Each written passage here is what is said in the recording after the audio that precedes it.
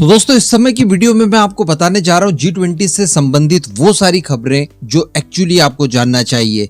छोटी मोटी खबरों को हटा दिया जाए और कुछ बड़ी खबरों के ऊपर बात की जाए तो ये भारत के पॉइंट ऑफ व्यू से एकदम सुनहरा पल माना जाएगा। जी हाँ, दरअसल भारत की तरफ से एक प्रॉमिस किया गया था अफ्रीकन यूनियन को कि देखिए हम आपके उद्धार के लिए हर संभव प्रयास करने के लिए प्रतिबद्ध हैं। और न केवल अफ्रीकन यूनियन बल्कि ग्लोबल साउथ पूरा ही ले लीजिए, भारत ने इन सभी के विकास की जिम्मेदारी अपने कंधों पर ली। और देखिए आज भारत द्वारा जो वचन दिया गया था उसे पूरी तरह से निभा दिया गया। हम सभी जानते हैं कि कुछ ही समय पहले भारत द्वारा एक बीड़ा उठाया गया था कि जिस तरह से यूरोपियन यूनियन G20 का एक सदस्य है जिसमें यूरोप के सभी देश आते हैं, तो कुछ इस तरह की सदस्यता अफ्रीकन यूनियन को भी दिलाई जाए, जिसके लिए भारत ने काफी लंबे समय से लॉबिंग करना शुरू कर दिया था। और देखिए आज ही के दिन फाइनली G20 में अफ्रीकन यूनियन को सदस्यता दिलवाकर G20 को G21 बना दिया गया है। ये बहुत बड़ी उपलब्धि है भारत की, क्योंकि बिना किसी विरोध के इस बाधा को पार कर लिया गया और सभी ने भारत के इस प्रस्ताव का समर्थन किया। और फाइनली अफ्रीकन यूनियन के सारे देश अब ऑफिशियल G20 के सदस्य बन जाएंगे एक देश के तौर पर। तो बिल्कुल अब ये कहा जा सकता है कि भारत और अफ्रीका, जो कि दुनिया की प्राचीनतम सभ्यताएं हैं, ये दोनों अब एक हो रही है।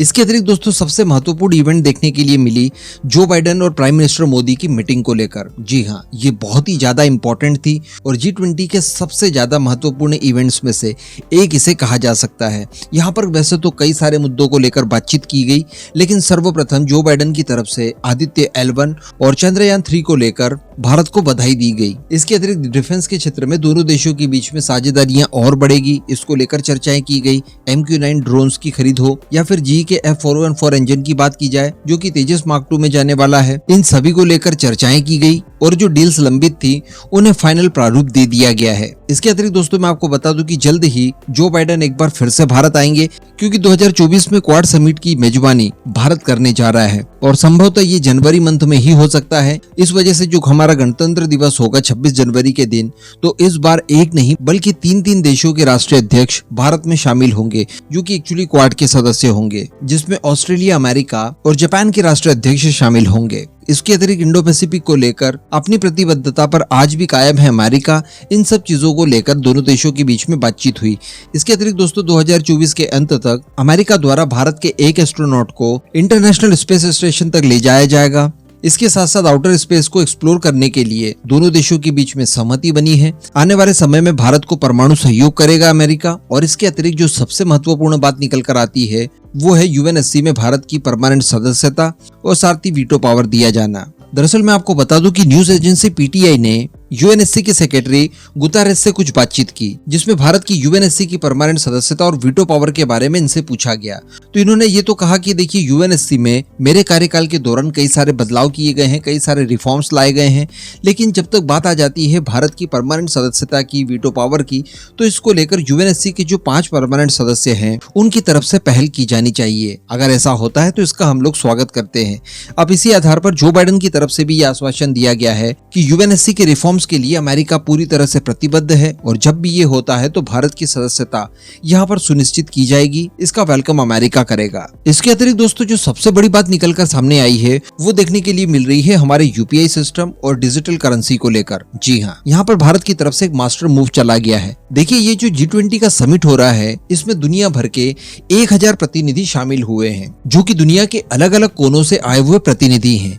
अब यहाँ पर प्लानिंग दरअसल ये की जा रही है कि क्यों ना G20 के सभी प्रतिनिधियों के वॉलेट में, जो कि डिजिटल वॉलेट होगा, उसमें 1,000 रुपए इंडियन गवर्नमेंट जमा करवाए। और ऐसा करके इंडियन गवर्नमेंट अपनी डिजिटल अचीवमेंट जैसे कि आधार, डिजी लॉकर और UPI आदि इन सबको प्रदर्शित कर सकता है इन सबके सामने और इसका प्रमोशन कर सकता है। तो बताया जा रहा है कि इसके ऊपर काम किया जा रहा है और इन प्रतिनिधियों को 1,000 रुपए दिया जाएगा, जो कि ये लोग खरीदारी में इस्तेमाल भी कर सकते हैं। दरअसल जहाँ पर G20 वगैरह हो रहा है वहाँ पर अलग अलग स्टॉल लगाए गए हैं, जहाँ पर कई तरह की वस्तुएं खरीद सकते हैं जो आने वाले मेहमान हैं वो।